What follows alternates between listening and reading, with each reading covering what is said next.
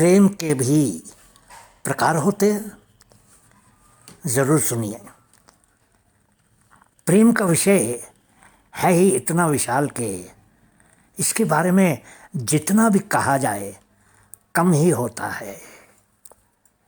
पिछले वीडियो में हमने आपको प्रेम के बारे में कुछ बातें बताई थी और हो सकता है कि उन बातों ने आप पर कुछ प्रभाव भी डाला हो।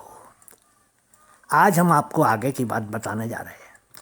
हम प्रेम के प्रकार के बारे में बात करने जा रहे हैं। आप कहेंगे कि प्रेम तो प्रेम होता है, इसके प्रकार कैसे हो सकते हैं? लेकिन शायद कभी आपने गंभीरता से सोचा नहीं है। दोस्तों, पहले प्रकार का प्रेम वो होता है जो दो इंसानों में एक दूसरे के प्रति आकर्षण से पैदा होता है और वो दोनों एक दूसरे की तरफ खींचे चले जाते हैं।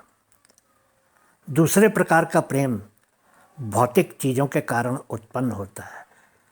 इसको हम कह सकते हैं कि इस प्रकार के प्रेम सुख सुविधा के लोभ से उत्पन्न होता है।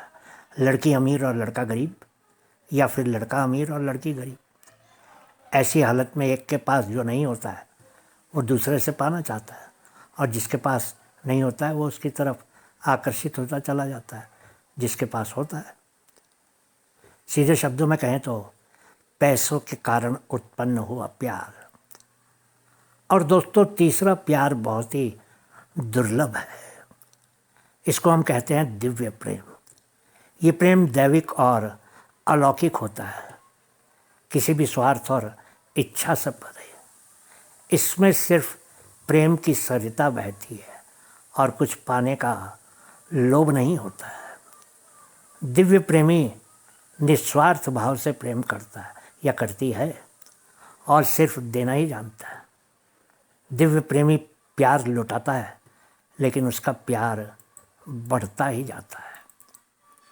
आकर्षण से उत्पन्न हुआ प्रेम बहुत लंबे समय तक नहीं चलता है, क्योंकि ऐसा प्रेम अज्ञान या फिर सम्मोहन के कारण होता है। इंसान दिमाग से नहीं सोचता है और सिर्फ दिल के कहने पर किसी की तरफ आकर्षित होता चला जाता है। लेकिन जब दूरियां ख़त्म हो जाती हैं और नज़दीकियां हो जाती हैं तो आकर्षण धीरे धीरे ख़त्म होने लगता है और मोह भंग हो जाता है।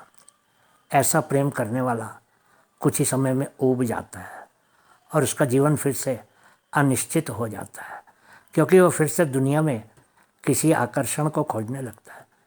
सिर्फ आकर्षण से प्रभावित होकर प्रेम करने वाले लोग अक्सर जीवन में पछताते ही हैं, क्योंकि ये दुनिया आकर्षणों से भरी हुई है और वो नए नए आकर्षण खोजने लगते हैं और अंत में कुछ भी हासिल नहीं कर पाते हैं। सुख सुविधाओं या पैसों के कारण उत्पन्न हुए प्रेम में दो प्रेमी एक दूसरे के नज़दीक तो आ जाते हैं, लेकिन ऐसे प्रेम में न कोई जोश होता है और न कोई उत्साह या आनंद। जब आप उन चीज़ों को पा लेते हैं जो उस प्रेमी से कम आकर्षित होने लगते हैं, जिसके कारण आपको वो सुख सुविधाएं मिली होती हैं, ऐसा प्रेम सिर्फ एक मृग तृष्णा का पीछा करने जैसा ही होता है।